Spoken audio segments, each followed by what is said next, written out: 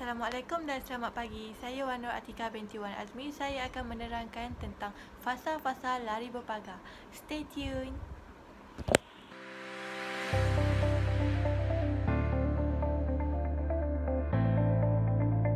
Teknik forward, pelajar perlu melangkah ke hadapan di setiap ladder dengan menggunakan kedua-dua belah kaki. Aktiviti ini perlu diulangi sebanyak 3 set, 10 kali ulangan. Aktiviti yang kedua ialah high knee side, left and right. Pelajar perlu melangkah berdasarkan konsep high knee side menggunakan kaki kanan kemudian diikuti dengan kaki kiri.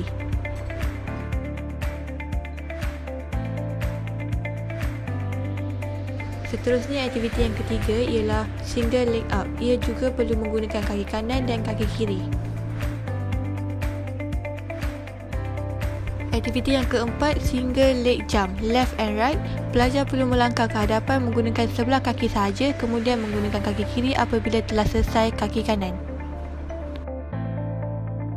Aktiviti yang terakhir adalah double leg jump menggunakan mini hurdle. Pelajar perlu melangkah ke hadapan dengan mengangkat kedua-dua belah kaki setinggi 90 darjah. Aktiviti ini diulangi sebanyak 10 kali, 3 set. Seterusnya, fasa mudah. Bagi fasa mudah, ia dinamakan 90 degree leg up. Pelajar perlu mengangkat sebelah kaki sama paras dengan ketinggian pagar. Aktiviti ini dilakukan sebanyak 3 kali setiap 1 set.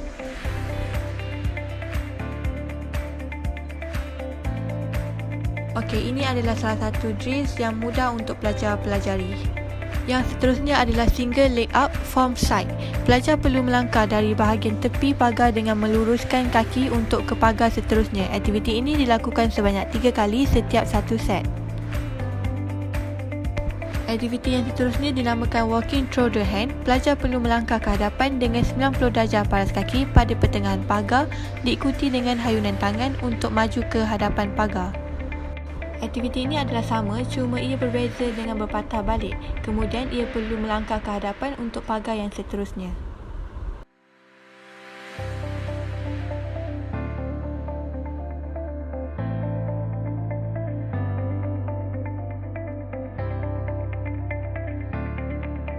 Fasa yang kedua adalah fasa sederhana. Aktiviti ini dinamakan forward hurdle with weight. Dengan bebanan, pelajar perlu melangkah pagar 90 darjah dengan memegang medicine ball di atas kepala, kemudian bersedia melangkah ke pagar seterusnya. Aktiviti yang seterusnya adalah fasa sukar. Pelajar perlu berlari ke hadapan pagar dengan mengaplikasikan pembelajaran sebelum ini.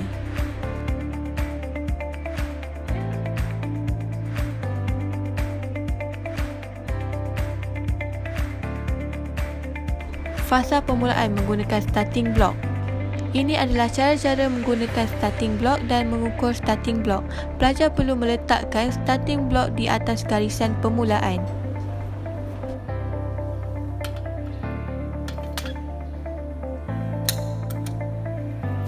Pelajar perlu meletakkan kaki dominan di hadapan untuk melakukan lonjakan pada permulaan larian.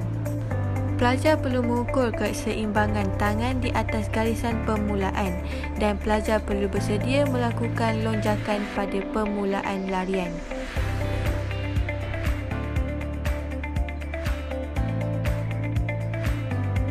Seterusnya adalah fasa lonjakan.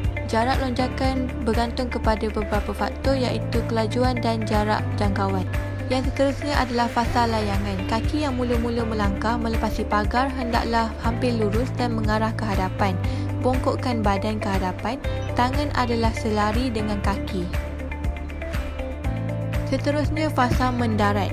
Tarik kaki belakang dengan pantas ke hadapan, sebaik saja kaki hadapan melangkah mencecah tanah. Fasa yang terakhir iaitu fasa penamat. Gaya yang harus diikuti di peringkat ini adalah sama dengan gaya yang diamalkan untuk lari pecut jarak dekat.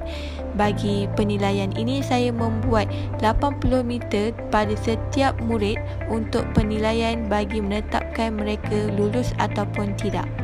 Apabila saya mendarat, saya akan melakukan 3 langkah ke hadapan untuk pagar yang seterusnya.